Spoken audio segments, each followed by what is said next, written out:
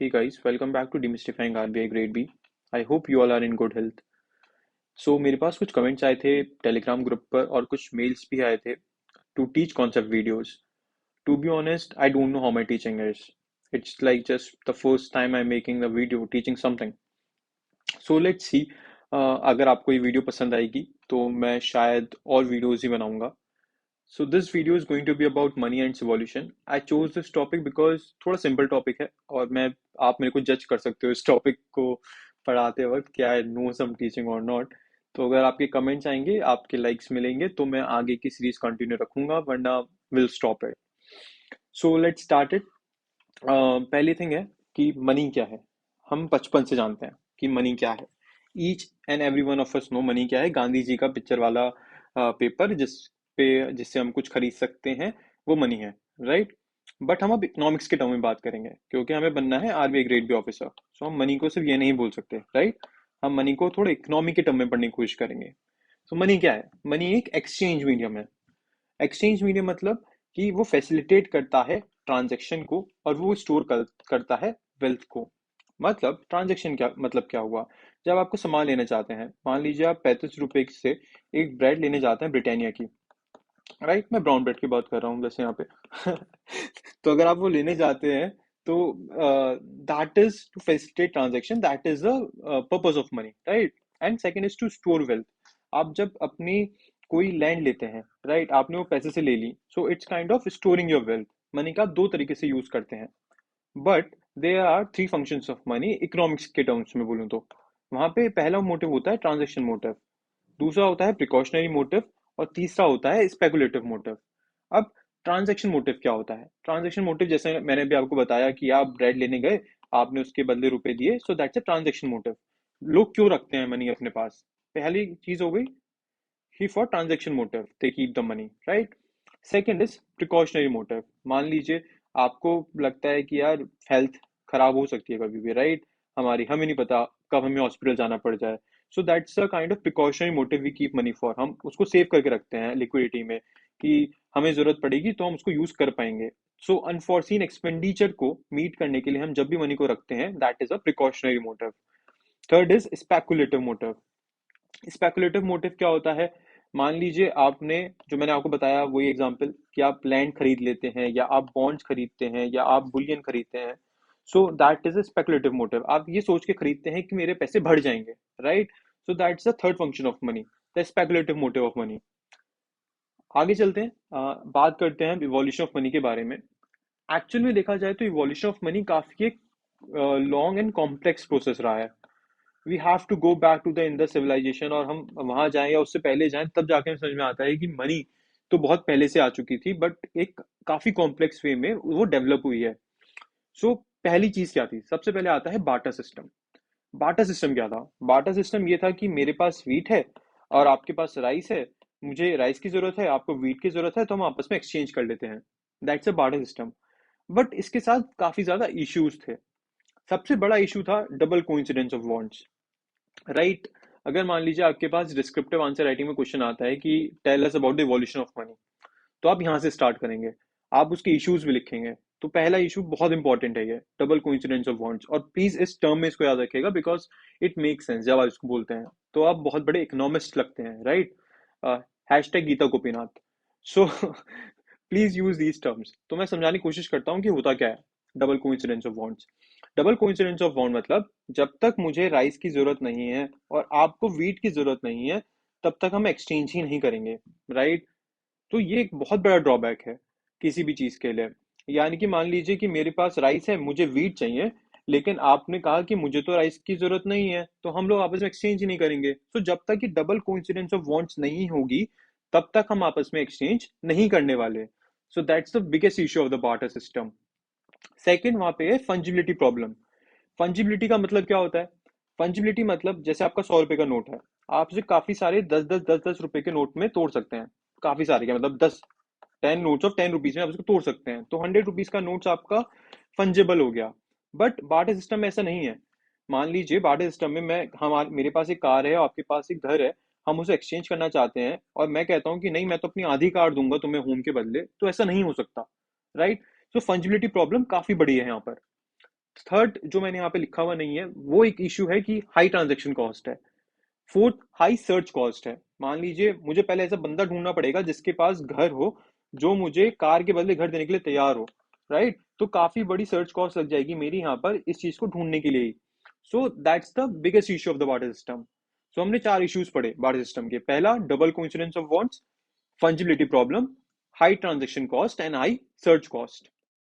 Now अब money और evolve होती है और कम्युनिटी मनी के फॉर्म में बन जाती है। कम्युनिटी मनी में क्या होता है, यहाँ पर इंट्रिंसिक वैल्यू होती है किसी भी चीज की, जैसे आयरन नेल्स, राइट, या गोल्ड नगेट्स। और एक और चीज जैसे बहुत ज्यादा जो यूज होती थी कम्युनिटी मनी में, वो थी कोकोआ बीन्स। तो लोग क्या करते थे कि मैं 10 मुट्ठी कोकोआ बीन्स दूंगा, सो आप मुझे उसके बदले 10 मुट्ठी वीट दे दीजिएगा। So that's a kind of thing community money is. So वहां पे लेकिन प्रॉब्लम क्या थी, अब हर एक कोई कोकोआ बीन्स ही बनाएगा। क्यों? वो कहेगा क्योंकि कोकोआ के बदले में सब कुछ मिलता है, तो कोई वीट उगाएगा ही नहीं। सब कहेंगे हमारे पास तो लाइक एक हमारे पास तो मनी का पेड़ हो गया, right? So that's a competitive money, और ये बहुत बड़ा इशू था उसका। सो ये चीज ही फेल हो गई। उसके बाद आई मेटलिक मनी। मेटलिक मनी दो टाइप की थी, एक होता है फुल बॉडीड और एक होता है टोकन करेंसी। अब इसको ध्यान से समझिएगा, because it can come in the objective type के क्वेश्चंस ऑल्सो। फुल बॉडीड क्या होता है? फुल बॉडीड मतलब जब आपका इंट्रिंसिक वैल्यू किसी मनी की greater than equal to money value होती है, उसको हम बोलते हैं फुल बॉडी मनी। यानी कि मान लीजिए आपके पास 10 ग्राम सोने का सिक्का है, वो 50,000 रुपए का है, राइट? सो उसकी इंट्रिंसिक वैल्यू उसकी मनी वैल्यू के बराबर है। बट टोकन मनी में क्या होता है, जो इंट्रिंसिक वैल्यू होती है वो मनी वैल्यू से कम होती है। आज आपका जो 2 रुपए का कॉइन अगर आप यूज करते हैं गवर्नमेंट ऑफ इंडिया का, सो वो उसकी इंट्रिंसिक वैल्यू उसकी मनी वैल्यू से एक्चुअल में कम है। वो 2 रुपए का कॉइन 2 रुपए में नहीं बनता, वो काफी कम रुपए में बनता है। इतने कम रुपए में बनता है कि आरबीआई का one of the major profit उस चीज से आता है, राइट? सो इस चीज को समझने की बहुत ज्यादा जरूरत है कि फुल बॉडी और टोकन करेंसी में क्या डिफरेंस है। अब पहले ऐसा नहीं होता था। 2011 से पहले तक जो 2 रुपए के कॉइन्स आते थे उनकी वैल्यू काफी ज्यादा होती थी, और उनको लोग मेल्ट कर देते थे। मेल्ट करने के बाद उनके बनते थे रेजर्स, जिनसे आप करते हैं शेविंग, राइट? इससे एक्सचेकर को काफी ज्यादा नुकसान हो रहा था। So they brought the coinage act of 2011। यहाँ पे क्या हुआ, इंट्रिंसिक वैल्यू जो थी कम कर दी गई मनी की, राइट? दूसरा, मेल्टिंग ऑफ कॉइन्स को प्रोहिबिट कर दिया गया। वैसे मेटलिक मनी का काफी बड़ा हिस्ट्री भी रही है। आप देखें तो इंडो ग्रीक्स और कुशाना से गोल्ड कॉइन्स स्टार्ट हो गए थे, राइट? उसके बाद दिल्ली सल्तनत में हम देखते हैं कि सिल्वर तनका चल रहा था। शेरशाह सूरी के टाइम पे रुपया आया, जहां से आज हम अपना वर्ड रुपया यूज करते हैं। एंड देन अकबर, अकबर के टाइम पे मोहर आई। आई थिंक अगर आपने जोधा अकबर देखी होगी, you will get to know कि व्हाट इज मोहर, राइट? सो ये काफी बड़ी हिस्ट्री रही है मेटलिक मनी की। बट धीरे धीरे करके मनी और इवॉल्व होती है और पेपर मनी की फॉर्म में आती है। पेपर मनी जो आज हम काफी नॉर्मली यूज करते हैं, that is paper money, right? अब यहाँ पे दो चीज होती हैं, एक होता है फिएट मनी और एक होता है लीगल टेंडर। काफी इंपॉर्टेंट है, ध्यान से सुनिएगा। फिएट मनी क्या होता है? कोई भी मनी जो कॉइन, करेंसी या डिजिटल फॉर्म में है, उसको हम बोलते हैं fiat money. And it is issued by an order of king queen. मतलब अगर गवर्नमेंट ने इसको इशू किया है, as we see in the any note, like 100 rupees का note, I promise to pay the bearer the sum of 100 rupees, right? So that is issued by an order of king और queen और government. So that is called fiat money. But what is legal tender? Legal tender ऐसी कोई भी चीज जो fiat money है। Secondly, वो legally valid है फॉर ऑल ट्रांजेक्शन। मान लीजिए जो डीमोनेटाइज्ड 500 और 1000 के नोट हैं, राइट? अगर आज आप उनको किसी को देने चाहेंगे तो वो लीगली वैलिड नहीं है ट्रांजेक्शन के लिए, तो वो लीगल टेंडर नहीं है, बट वो फिएट मनी है, राइट? आप शायद इस एग्जांपल से समझ पाए होंगे कि फिएट मनी और लीगल टेंडर में क्या फर्क होता है। आज जो आपके 100 रुपए का नोट है, वो एक लीगल टेंडर भी है, फिएट मनी भी है। बट जो 1000 रुपए का नोट है डीमोनेटाइज्ड, वो लीगल टेंडर नहीं है, बट वो एक फिएट मनी है। क्यों? क्योंकि उसको इशू किया गया था, उस वो फॉर्म ऑफ कॉइन या करेंसी में है। अब इंपॉर्टेंट पॉइंट्स मैं आपको कुछ बता देता हूँ लीगल टेंडर के बारे में।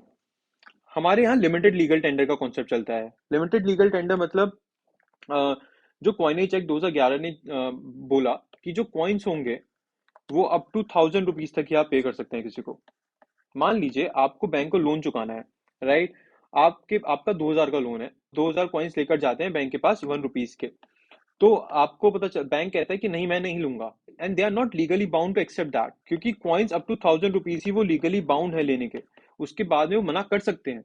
वैसे वो चाहे तो ले भी सकते हैं, बट ये उनके ऊपर बाध्य नहीं है। You can't force them to have that 2000 rupees, right. Similarly 50 पैसा, इंडिया में 50 पैसा आप सिर्फ 10 रुपए पे करने के लिए ही यूज कर सकते हैं। अगर आप उसके ऊपर यूज करते हैं, मान लीजिए आप किसी शॉप पे जाते हैं और वहां पे आप 50 पैसे के उनको 40 कॉइन्स दे देते हैं, तो वो मना कर सकते हैं आपको कॉइन करने के लिए, काउंट करने के लिए, बट 10 रुपीज तक वो एक्सेप्ट कर सकते हैं, राइट। हमारे यहाँ अनलिमिटेड लीगल टेंडर कौन से? अनलिमिटेड लीगल टेंडर्स हमारे यहाँ है नोट्स। वो आप किसी को कितना ही पे करिए, उनको उन्हें एक्सेप्ट करना ही पड़ेगा। सिमिलरली फाइनेंस एक्ट 2017 भी आता है। फाइनेंस एक्ट 2017 ने भी कुछ यहाँ पे चेंजेस किए हैं, जैसे आप 2 लाख से ज्यादा का मनी कैश में किसी को नहीं पे कर सकते, राइट, वरना उसके ऊपर आपको फाइन लग सकता है। So that's the important thing, please note them down. Now as you talk about demonetisation 500 और 1000 के नोट्स, तो मैं यही बता देता हूँ कि यहाँ पे डिमोनेटाइजेशन 2016 में पहली बार नहीं हुआ था। इससे पहले 1946 और 1978 में हो चुका है। So if any option comes कि 2016 was the first time demonetization happened in India, so it was wrong statement, right? क्योंकि इससे पहले 2 बार हो चुका है। किसने किया था इसको? डिपार्टमेंट ऑफ इकोनॉमिक अफेयर्स ने किया था through gazetted notification, right. They enacted the Specified Banknotes Cessation of Liabilities Act 2017. RBI is not required to own those old notes, right? Now, in the evolution came up the bank money and the deposit money. This we are going to study in the second video. ये video थोड़ी लंबी हो गई है, and I don't want कि आप लोगों के लिए मिक्स फैच हो जाए सब कुछ। तो यहाँ से हम स्टार्ट करेंगे in another video. Stay tune for that, and please like and comment to the video, because जितने कमेंट्स लाइक्स आएंगे मैं समझूंगा कि आपको समझ में आया है कुछ, and I am able to do my job. Thank you for watching, see you in the next one.